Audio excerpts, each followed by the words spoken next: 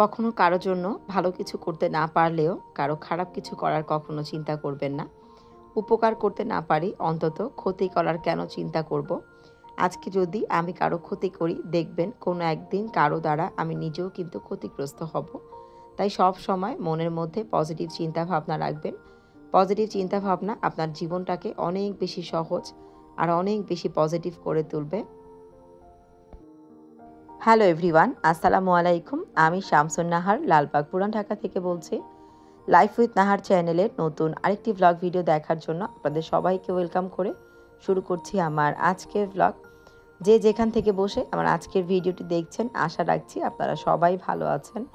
আলহামদুলিল্লাহ আলহামদুলিল্লাহ, আল্লাহর অশেষ রহমতে এবং আপনাদের সকলের দোয়ায় আমিও কিন্তু অনেক তাড়াতাড়ি রিকভার করছি, যার জন্য আল্লাহর কাছে কোটি কোটি শুকরিয়া জ্ঞাপন করি।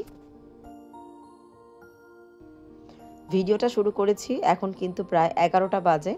তো সকালবেলা সায়ন বাবাকে মাদ্রাসায় দিয়ে মাদ্রাসার জন্য পাঠিয়ে আমি কিন্তু ঘুমিয়েছিলাম। তারপর উঠে নাস্তা বানিয়ে সাহেবকে নিয়ে একসাথে নাস্তা করে তারপরও কিন্তু বেশ অনেকক্ষণ আমি রেস্ট নিয়েছি। 2 দিন যাবৎ রাত্রে কিন্তু ঠিকমতো ঘুম হচ্ছে না। আর যেহেতু ওটির জন্য প্রচুর মেডিসিন খাওয়া লাগে অনেক পাওয়ারের, তো যার জন্য দেখলাম 2 দিন যাবৎ শরীরটা খুব বেশি খারাপ ঘুমের জন্য। আর মেডিসিন তো আছেই, তার উপরে আমি তো ঠিকমতো খাওয়া দাওয়া করি না, এটা সব সময়। তো তারপরেও কিন্তু চেষ্টা করছি খাওয়া দাওয়াটাকে মেনটেন করার। এই জিনিসটা কেন যেন আমার কাছে খুব বেশি বিরক্ত লাগে। তো সকালবেলা আজকে নিজের রুমটাকে একটু ক্লিন করব। দেখলাম যে ঘুম থেকে ওঠার পর শারীরিকভাবে একটু ভালো লাগছে। তো শারীরিকভাবে যখন একটু ভালো লাগছে, এখন তো আর শুয়ে বসে থাকার মানুষ আমি না। শরীরে যাতে কোনো ধরনের এক্সট্রা প্রেশার না পড়ে এভাবেই কিন্তু খুব সময় নিয়ে আস্তে আস্তে রুমটাকে আজকে ক্লিন করেছি। তো প্রথমেই কিন্তু আমার বেডটাকে খুব সুন্দর করে ক্লিন করে জানালাটাকে পরিষ্কার করে নিয়েছি। তারপর চাদরটা তুলে নিলাম। এখন হচ্ছে পছন্দের বেডশিটটাকে পেরে নিচ্ছি। তো যখনই আমি বেডশিটটাকে পাড়তে আসি বা বিছাতে আসি আর ভয়েসে যখন পেরে নেই এই কথাটা বলি, তখনই কিন্তু শিমুল আপুর কথা খুব বেশি মনে পড়ে।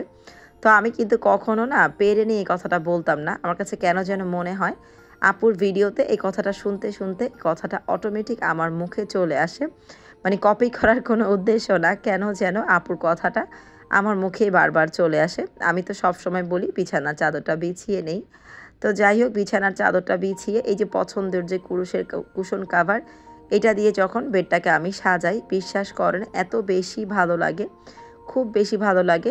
এমনিতে জিনিসটা কিন্তু খুব বেশি সুন্দর। আর তারপর হচ্ছে নিজের হাতের তৈরি, তো দুইয়ে মিলে কিন্তু অনেক বেশি ভালো লাগা কাজ করে। তারপর অফ ক্যামেরায় আমি কিন্তু ড্রেসিং টেবিল, আলমারি, 2টা ফার্নিচারও খুব সুন্দর করে ক্লিন করে নিয়েছি। তবে ঘর কিন্তু এখনও ঝাড়ু মোছা হয়নি। আমার হেল্পিং হ্যান্ড শাহানাজ যখন আসবে তখন কিন্তু ঝাড়ু দিয়ে দিবে। আমি কিন্তু কোনো রকম শুধুমাত্র ক্লিনিংয়ের যে কাজটা সেগুলোকে একটু করে নিয়েছি, বাকি ঝাড়ু মোছার কাজটা শাহানাজ এসে করবে। তো এমনিতে রোগী মানুষ, তারপর যদি ঘরটাকে নিজের মন মতো গুছানো না থাকে তখন কিন্তু আরও বেশি রোগী মনে হয় নিজেকে। তো আজকে রুমটা যখন গুছিয়েছি, পছন্দের বেডশিটটাকে যখন বিছিয়েছি, এত বেশি ভালো লাগছিল, মনে হচ্ছিল অর্ধেকটা অসুস্থতা এমনিতেই কেটে গিয়েছে। ভিডিও আকারে যতটুকু আপনাদের সাথে শেয়ার করি, আমি কিন্তু এর বাইরে অনেক কাজ করি, তবে সেগুলো ভিডিও আকারে শেয়ার করা হয় না। এতগুলো কাজ যদি এখন আমি আস্তে আস্তে ভিডিও আকারে শেয়ার করতে যাই, আমার কিন্তু অনেক কষ্ট হয়ে যাবে। তো যতটুকু কাজ ভিডিওতে দেখাই, এতেই কিন্তু আমার ভালোবাসার আপুরা আমাকে বকাঝকা করে যে কেন এত কাজ করছি, কেন আমি একটু রেস্ট নিচ্ছি না, আমি কেন রয়ে শয়ে কাজগুলো করছি না। তো আপুদের বকা খাওয়ার থেকে বাঁচার জন্য কিন্তু সব কাজ আমি শেয়ার করি না। বেডরুমটাকে গুছানোর পর ডাইনিং টেবিলটাকে গুছিয়ে তারপর কিন্তু আমি অফ ক্যামেরায় কাপড় ভিজিয়ে রেখেছি। আমার হেল্পিং হ্যান্ড শাহানাজ কিন্তু কাপড়গুলো ভিজিয়েই তারপর ধুয়ে দেয়। তো কেন যেন নিজের কাজ নিজে করতে করতে অভ্যস্ত হয়ে গিয়েছি। তো হেল্পিং হ্যান্ডের কাজ না একদম ভালো লাগে না। তো এই জন্য চেষ্টা করি নিজের কাপড়গুলোকে নিজে ভিজিয়ে রাখার। তো আজকে যখন দেখলাম যে না, কাপড়গুলো ভিজানো আমার পক্ষে সম্ভব, তাই কিন্তু কাপড়গুলো ভিজিয়ে চলে এসেছি রান্না করতে। তো সিম্পলভাবে 2টা তরকারি আজকে রান্না করে নিব। এদিকে শোল মাছটাকে শুধুমাত্র পেঁয়াজ টমেটো দিয়ে খুব ভালো করে আমি একদম ভুনা করে নিয়েছি। তো রান্নাবান্নাগুলো ওভাবে কিন্তু রেসিপি আকারে আর শেয়ার করছি না। মাছগুলো যখন খুব ভালো করে কষিয়েছি, এর মধ্যে কিছু টমেটো দিয়ে আমি কিন্তু এখন ঝোলের জন্য কিছুটা পানি দিব। তারপর আবার 2-3 মিনিট রান্না করে এর ওপরে কিছুটা টালা জিরার গুঁড়া আর হচ্ছে ধনিয়া পাতা দিয়ে নামিয়ে দিব। তো ভয়েসটা যেহেতু পরে করছি তাই কিন্তু বলতে পারছি মাশাল্লাহ রান্নাটা এত বেশি টেস্ট হয়েছে, আমার কাছে কিন্তু ভীষণ ভালো লেগেছে।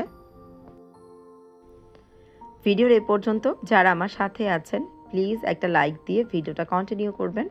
আজকে যারা নতুন আমার চ্যানেলে ভিজিট করছেন বা আগে থেকে আমার ভিডিও দেখা হয় তবে চ্যানেলটিকে এখনও সাবস্ক্রাইব করা হয়নি, প্লিজ আমার চ্যানেলটিকে সাবস্ক্রাইব করে আমার পাশেই থেকে যাবেন। তবে অলরেডি এই কাজগুলো আপনারা যারা করে ফেলেছেন আপনাদের সবাইকে জানাই অসংখ্য অসংখ্য ধন্যবাদ। শোল মাছ রান্নার পর এদিকে কিন্তু ফুলকপি, সিম, আলু, টমেটো দিয়ে আমি কাচকি মাছের যে শুটকিটা সেটা রান্না করে নিয়েছি। আর এখন কিছুটা পরিমাণ ডালা জিরার গুঁড়া আর ধনিয়া পাতা দিয়ে নামিয়ে ফেলবো। তো এই তরকারিটা খেতে এত বেশি ভালো লেগেছে, যেহেতু অসুস্থতার মধ্যে প্রচুর মেডিসিন খাওয়া হয়, মুখের যেই টেস্ট এমনিতেই কিন্তু নষ্ট হয়ে গিয়েছে। তো এই তরকারিটা খাওয়ার পর মুখের টেস্ট মনে হয় অনেক গুণ বেড়ে গিয়েছিল। মাছটা রান্না করেছি বিধায় খেয়েছি, তবে এই তরকারিটা দিয়েই কিন্তু আমি পেট ভরে ভাত খেয়ে নিতে পারতাম। মাছগুলো যদি না খাই বাসি হয়ে যাবে, যার জন্য কিন্তু খেয়েছি। আমার ভিডিওতে আপনারা সব সময় দেখেন ডাইনিং টেবিলে খাবার সার্ভ করার যেই অংশটা সেটাতে কিন্তু বড় ছেলে অনেক হেল্প করে। তো আজকে কিন্তু ছোট ছেলে মাশাআল্লাহ অনেক হেল্প করেছে আমার সাথে। আর তার পাশাপাশি নিজের যে পছন্দের স্টিকার যেটা নাকি ওর আপু ওকে গিফট করেছে সেটাকেও কিন্তু বারবার আপনাদেরকে দেখানোর চেষ্টা করছিল। তো আমি যখন বললাম বাবা ভাতের প্লেটটা নিয়ে একটু টেবিলে রেখে দাও, তখন আমাকে বলছিল আমি কিন্তু আন্টিদের সাথে আমার পছন্দের স্টিকারটাও শেয়ার করেছি আম্মু, তুমি কিন্তু ভিডিওতে এই অংশটা রাখবে, কোনোভাবেই কেটে দিবে না। তো আমি তো খুব বেশি হাসছিলাম যে ঠিক আছে বাবা, আমি কোনোভাবেই এই অংশটা কাটবো না, তোমার জন্য রেখে দিব। আর ভিডিওর এই অংশটা কিন্তু ছিল 10 তারিখে রাত্রেবেলা প্রায় 10:30 বাজে। ছোট ভাইয়ের বউ জন্মদিন, আমি তো জানতাম না, হুট করে দেখি ছোট ভাই বলছে নিচে আসো একটু দরকার আছে।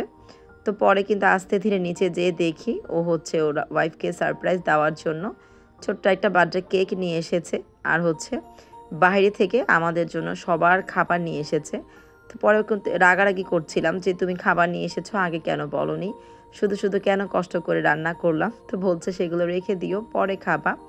তো এদিকে সবাই মিলে কিন্তু বার্থডেটাকে আমরা সেলিব্রেট করছি। সব থেকে বেশি এনজয় করেছিল সায়ান, ও তো ছোটো বউর কাছ থেকে একদম নড়বেই না, ওর পাশেই বসেছিল। তো যেহেতু আমি অসুস্থ মানুষ অনেক দিন ধরে কিন্তু ব্যথায়ও কষ্ট করছি আর বাসার বাইরে তো যেতেও পারছি না। তো সব কিছু মিলিয়ে আলহামদুলিল্লাহ খুব সুন্দর একটা সময় কাটিয়েছি। তো তারপরে কিন্তু যে বাইরে থেকে খাবার নিয়ে এসেছিল সেটা খেতেও কিন্তু মাশাআল্লাহ খুব পছন্দ হয়েছে। বাচ্চারা তো আমরা বড়রা তো পছন্দ করেছি, বাচ্চারা কিন্তু বেশি পছন্দ করেছে। তো এখানে সুলতান ডাইন থেকে আমাদের জন্য কিন্তু স্পেশাল কাচ্চি আনা হয়েছিল। তো যাই হোক, সুন্দর একটা দিন কাটানোর পাশাপাশি আপনাদের কাছ থেকেও আজকের মতো এখানে বিদায় নিয়ে নিচ্ছি। দেখা হবে পরবর্তী আরেকটি ভ্লগ ভিডিওতে। সেই পর্যন্ত আমার জন্য সবাই দোয়া রাখবেন। আপনাদের জন্য রইল অনেক অনেক দোয়া ও ভালোবাসা। আল্লাহ হাফেজ, আসসালামু আলাইকুম।